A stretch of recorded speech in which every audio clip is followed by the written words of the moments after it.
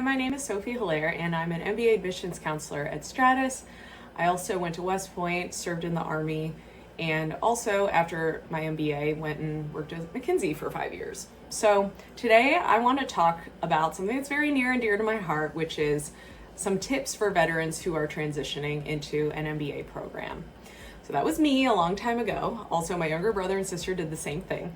And I have some thoughts on what can make this transition actually a really good one instead of how it can be for a lot of folks, which is, often quite challenging. So the first thing I would say is you're going to want to memorialize your time in service in a way that is authentic to you. So I know your unit did the whole hail and farewell or, gave you the plaque. So not only do you want to celebrate, because you earned this, right? That was a lot of years invested. But also really having some quiet time with yourself and thinking about what lessons you learned, what you want to take with you from that chapter, and what you might want to leave behind. What I ended up doing when I was getting out was I took some, trips to Mongolia and India to really spend some time thinking and reflecting and, just embarking on a totally new chapter.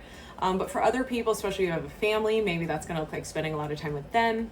The only thing I would not recommend doing is finishing, the Army on a Friday and starting business school on Monday. There are people who do it, but I just would not recommend that. It doesn't really give you the time to really, internalize the chapter you're leaving behind and really, be intentional about what you're moving into next. Okay, next you're going to want to determine your short and long-term goals. Hopefully, if you've already written your essays, you already did this, but if you're kind of at that stage, this is, definitely something you're going to want to do. When you were in the Army, you knew exactly what your career progression was supposed to look like, but now you actually get to make it all up. No one's telling you what to do anymore. So get really clear on, what would lead to a very purposeful, exciting life for you. You've already completed one entire career.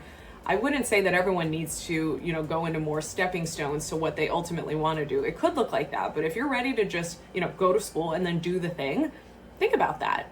But if the thing is more the long-term goal and you need a bridge to get there, like me, for example, I knew I wanted to go into entrepreneurship, but I also knew I had no idea about business and didn't even know what a P&L statement was from being in the Army. So I wanted, not only to get an MBA, but also to get a lot of broad business exposure through consulting. And that is something that a lot of veterans go into. Not all, and you don't have to, but think about what would be the bridge that would make the most sense for you to achieve those long-term goals.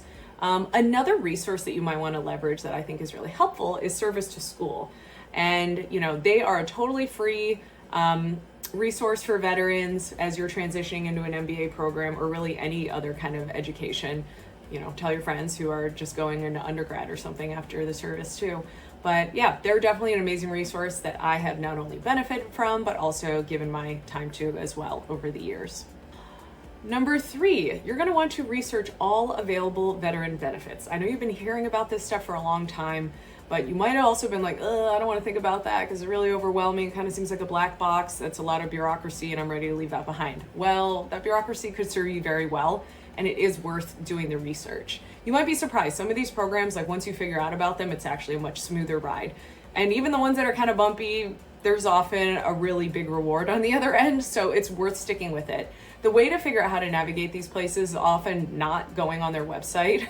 It's often talking to other people who are 1 year ahead of you who've already gone through the process. So talk to your buddies, talk to your friends, do whatever research you need to online to figure out what to even ask questions about, and then go learn as much as you can, because like I said, that could really be worth the time that you're putting into it. Number 4, prioritize your mental and physical health. So, okay, you don't have to get up at 5 a.m. and go to PT anymore. So now you get to actually do a physical fitness routine that works for you. Maybe you just wanted to do yoga that whole time. Okay, well now you can do that. And that's probably going to benefit you physically and mentally.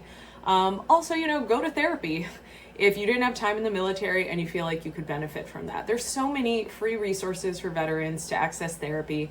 And, there's really no reason for you to suffer in silence or alone. You have a lot more time, or you should now, than you did in the military.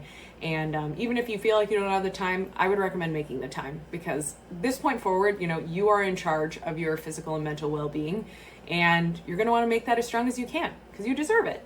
Finally, I would say it's really important to connect with other veterans. I remember I had a client who told me that he felt like an alien when he was at business school, but then over drinks one night, he opened up to one of, another veteran in the program, and they actually ended up swapping stories and sharing experiences that made him realize, oh my gosh, we are all going through the same thing of thinking, this is kind of weird going from that world to this world. And that helped him feel way more connected to not only, the other veterans, but also just figuring out his place within this school. And as time goes on, you're going to become less of a veteran and more of a civilian.